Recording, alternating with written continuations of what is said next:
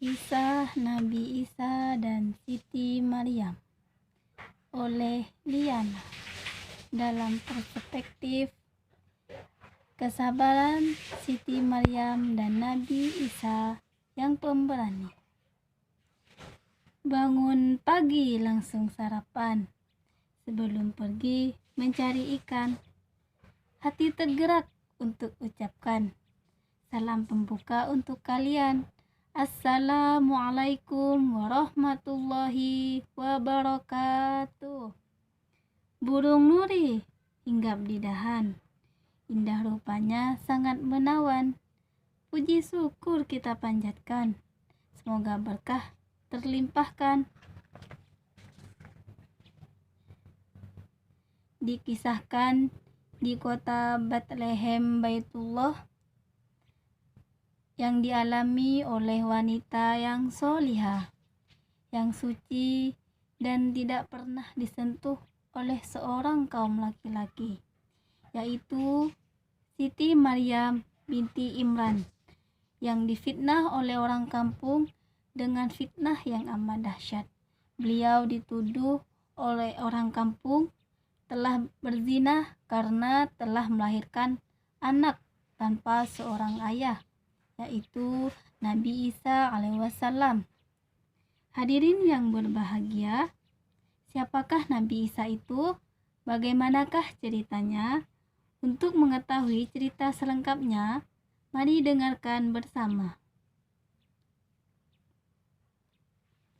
Awal kisah Nabi Isa alaihissalam dimulai ketika Maryam menjauhkan diri dari keluarganya, sebuah ruang tersendiri, yaitu tempat ibadah, di mana Allah kemudian mengutus malaikat kepada Maryam dalam bentuk manusia yang tiba-tiba muncul di hadapannya. Sosok tersebut menjelaskan bahwa dia malaikat utusan Allah yang akan menyampaikan seseorang putra kepadanya. Dengan heran, lalu Maryam berkata, Bagaimana saya akan mempunyai anak, sedangkan saya tidak pernah disentuh oleh seorang laki-laki dan tidak pernah berzina. Lalu malaikat berkata, tetapi bagi Allah semua itu mudah sekali. Maka semua itu adalah bukti kekuasaan Allah dan suatu rahmat bagi mereka. Dengan diutusnya Nabi akan membimbing manusia. Nabi Isa alaihissalam dilahirkan di Bethlehem, Baitullah, pada masa kekuasaan Herodes Romawi di Palestina. Suatu hari, Maryam membawa bayi itu kepada kaumnya dengan menggendongnya. Namun, kaumnya mempertanyakan, siapa bapak itu? Seraya berkata, wahai Maryam, sungguh engkau telah membawa sesuatu yang mungkar. Wahai perempuan penzina. Maka Maryam menunjukkan kepada anaknya. Mereka berkata, bagaimana kami akan berbicara dengan anak kecil yang masih dalam ayunan? Lalu Isa berkata dengan suara yang tegas, Nabi Isa, dia menjadikan aku seorang yang diberkahi dimanapun saja aku berada, dan dia memerintahkan kepadaku melaksanakan sholat dan menunaikan zakat selama aku hidup, dan kesejahteraan semoga dilimpahkan kepadaku. Pada hari kelahiranku, pada hari wafatku, dan pada hari aku dibangkitkan kembali. Quran Surah Maryam ayat 3-23.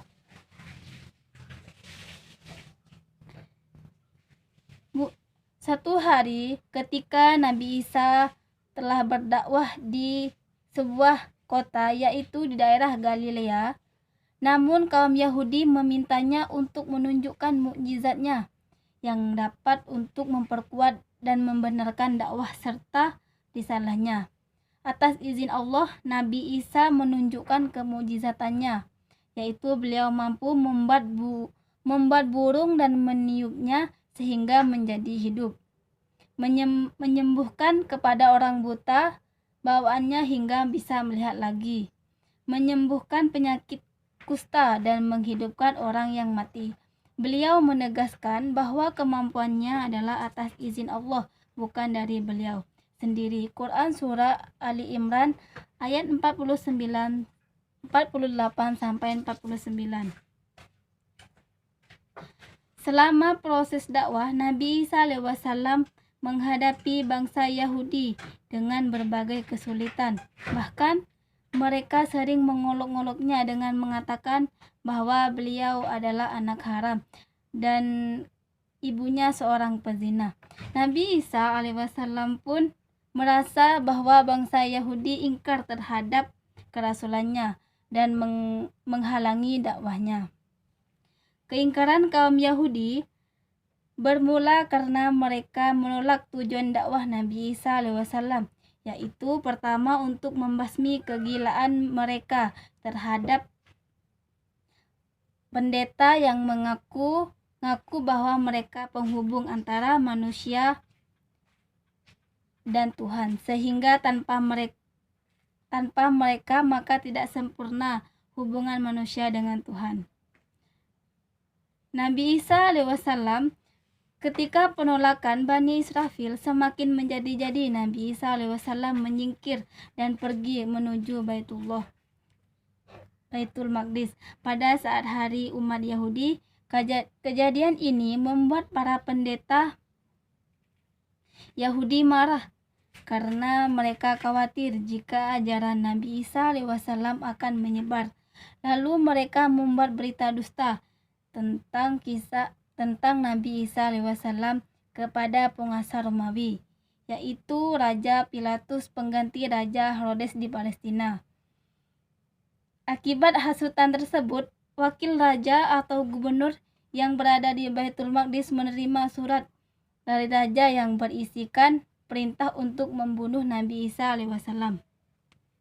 Maka gubernur Baitul Maqdis segera menjalankan perintah raja. Ketika masa pengejaran tersebut, Nabi Isa alaihissalam sedang bersama dengan 12 sahabatnya, atau dalam Al-Quran disebut sebagai Hawariyin, tapi salah seorang mereka adalah Yahusa Al-Kasaryuti atau Yudas Iskariot ternyata berkhianat dengan menunjukkan persembunyiannya Nabi Isa alaihissalam, maka terkepunglah oleh pasukan Yahudi.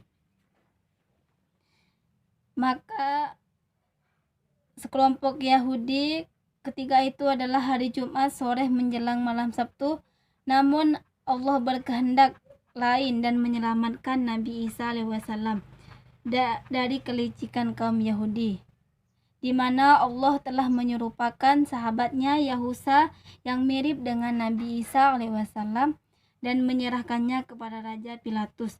Mereka kemudian menyalib dan membunuhnya, seperti yang dikisahkan dalam Quran Surah An-Nisa ayat 157 sampai 58. Nabi Isa diangkat jasadnya oleh Allah sehingga beliau sampai sekarang masih hidup dengan tubuh dan nyawanya. Kisah ini telah jelas dalam Al-Quran. Dari kisah ini banyak sekali pelajaran yang dapat kita ambil, bahwa janganlah terlalu rendah menilai orang lain, karena suatu kebenaran akan terungkap jika Allah berkehendak, dan jadilah orang yang bijaksana dalam menangani sesuatu. Beli baju berwarna biru, menuju baju baru bermacam-macam, agar hati senang selalu, jauhkan diri dari rasa dendam. Burung nuri berlari-lari, hinggap di pohon diam sendiri. Mari kita bersilaturahmi, karena itu perbuatan terpuji. Mungkin cuman ini kisah yang dapat saya sampaikan. Assalamualaikum warahmatullahi wabarakatuh.